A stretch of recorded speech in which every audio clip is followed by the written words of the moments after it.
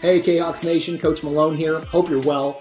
Listen, I just wanted to take a couple of minutes. You guys have probably had players coming home talking about their experience with HitTrax over the last couple of weeks. And as the data comes out from their performance on HitTrax, I just wanted to make sure that all of you parents had an understanding of what that data actually means, because the report can be a little bit cryptic if you're not really working with this type of data on a regular basis. So what I want to do is I want to take a bunch of data and boil it down to 3 key points, share that information with you, and hopefully that makes things much more meaningful.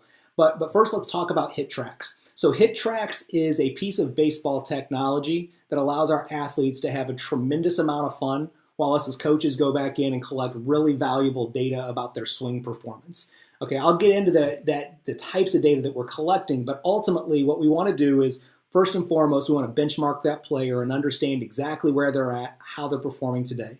2, we want to make sure that we've got a good sense of what the strengths and the potential flaws of each swing, and then put a plan in place to be able to help that player really maximize their performance over the coming year, but more importantly over the rest of their baseball career. And the third part of it is we want these guys to have a ton of fun.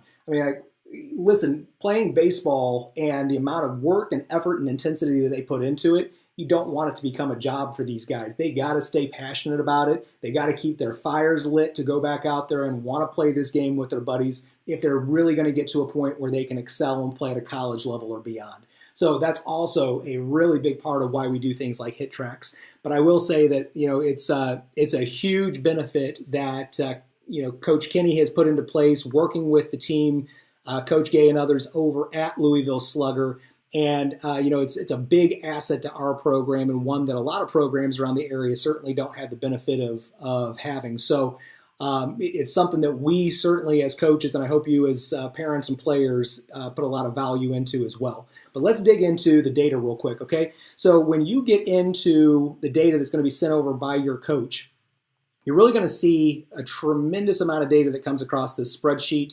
So I don't want you to get overwhelmed by the amount of data that's here, because I'm really going to just boil this down to the 3 things that are most important for you to understand, and really the 3 areas that we focus on primarily without getting into too much detail. So the very first here is in column H, and that is velo, or exit velocity. So to explain to you how this works, basically we have players come into a cage. It's got a piece of equipment, big red piece of equipment, sits about this long, and that equipment is set up right at the batter's box, right there at home plate. So we can actually get the measurable data of how fast that ball is traveling, what the angle is coming off of the bat, and then make some calculations off of that information to understand the hitter.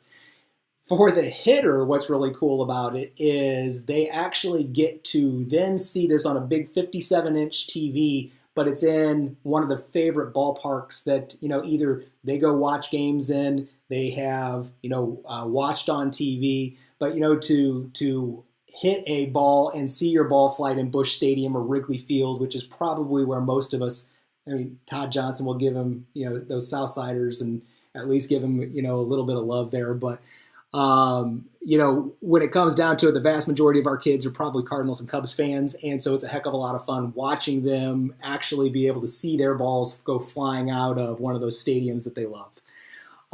So basically, we've got player comes in, they take a round, 2 rounds of 8 pitches each, get warmed up, get ready to perform, and then they come back in for a 15-pitch session. And the data that you're seeing here is from that 15-pitch session. So the very first one that we're looking at is velo, and that's exit velocity, and that is the velocity of the ball as it leaves their bat. So as that ball begins to travel through the air, we're measuring it in miles per hour. So in this particular case, this is one of our 13U players, plays on my team, and he had just at 68 miles an hour on the velocity coming off of that bat. His launch angle is next. So launch angle is the trajectory of the ball when it leaves the bat. And so this can be a little bit confusing. It's a huge buzzword in the industry right now. Everybody's talking about launch angle. Most people are talking about how to manipulate it. What I really want you to do is just have a basic understanding of it. And so I'm going to give you an article that you can reference, because it'll let you get into some high-level detail that I think is really easy to digest without giving you a full tutorial on it in this video. But if you go to the hittingvault.com/launch-angles-baseball-softball, you'll get this article on launch angles. And then just a couple of paragraphs down, you're going to see these 4 lines that help you understand what a launch angle means in terms of ball flight. So if a launch angle is less than 10 degrees, it's a ground ball. If it is a line drive, it's 10 to 25 degrees. And so those are those screamers getting out of the infield fast and really going to put it on an outfielder to move and get to that ball. Fly balls are going to be, more up. These are going to be the ones that if they're hit hard enough are going to either be the ones that challenge the warning track or the fence. And then if we go over 50 degrees in launch angle, typically that's a pop-up. So let's talk about a couple of things because there's no absolutes in launch angle. In fact, it's very personal to the individual player, and usually it's related to their physical attributes. So if you think about somebody who is a big power hitter, if they're in this fly ball range and they hit a ball 45 degrees, that ball has a chance to get out much further. So what we're thinking about is because they can hit it so much harder, the exit velocity is stronger coming off of that particular hit, and so it's going to travel further. So it can afford to get up more and still get out. Where if you've got a smaller slap hitter, someone who makes good contact, they get on base a high percentage of time, they still can't afford to get up 45 degrees because someone who hits the 45 degree mark, but they don't have enough exit velocity, it's just going to be a pop fly to the middle of center field and an easy play for that fielder. So when we start thinking about this, we have to look at it a little bit differently based on the size and the physical characteristics of the hitter, and then combine that with launch angle. The same thing is true, and even as you read through this article, we'll talk about ground balls. A ground ball, if it is going to be a ground ball, you want really serious exit velocity on it. That's what we would call a worm burner. Okay, so it comes off the bat so hot and skims across the ground, it burns all the worms as it goes through, okay? So if it is going to be a ground ball, we want it to be a screamer so it's hard to field. So it doesn't necessarily mean a ground ball is bad, but if it's going to come off of it, we definitely need it to be moving. So hopefully that helps you with a little bit of a knowledge when it comes to launch angle. Then as we go back into the data, you'll see that it's the velocity in combination with launch angle here that then help us understand the distance. So interestingly, in this particular hitter, the very first hit that he had was almost 68 miles an hour.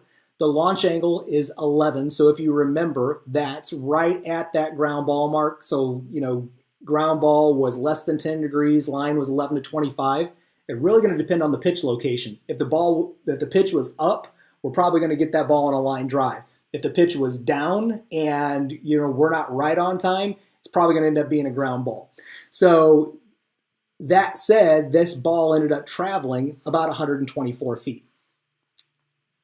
Compared to the next pitch, he only hit it 51 miles an hour. So we had a 17 mile per hour difference, but our launch angle was significantly different. In the first pitch, it was an 11. In the second, it was a 38. So even though he had a much lower exit velocity, the ball actually traveled further. So, as opposed to 124 feet in the first one, that was a ground ball. Now we get the ball in the air.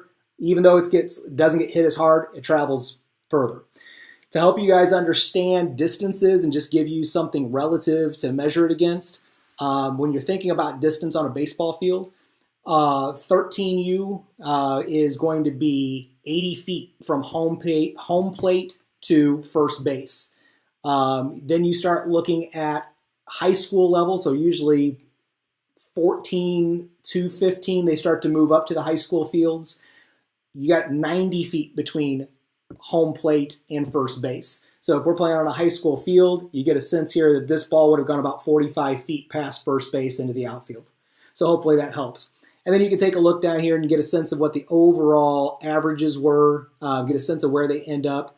You get a sense of the variance on what they typically do with launch angle, and then you get an idea here on distance. So this particular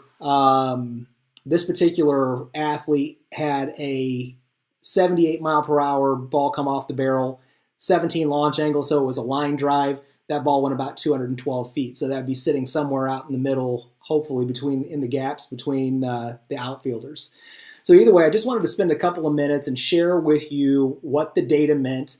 Hopefully, when you've got a better understanding, it becomes more valuable to you and you can understand how we're using it with the athletes to help them get better. But most importantly, I just wanted to share some communication. As you got the reports, give you something that you could reference back to. And if you have any questions, you can always reach out to me, Monty, Coach Johnson, or any of the head or assistant coaches, and we're always more than willing to spend time and have conversations about this with you. But again, nonetheless, great tool. I know our boys are loving having it. I've been over at HitTrax sessions from, some of the kids that are 8 and 9 years old all the way up to our high school kids, and all of them are out there working hard, getting after it, and having a good time doing it. So appreciate the time. Hope you guys have a great evening. Go KHawks.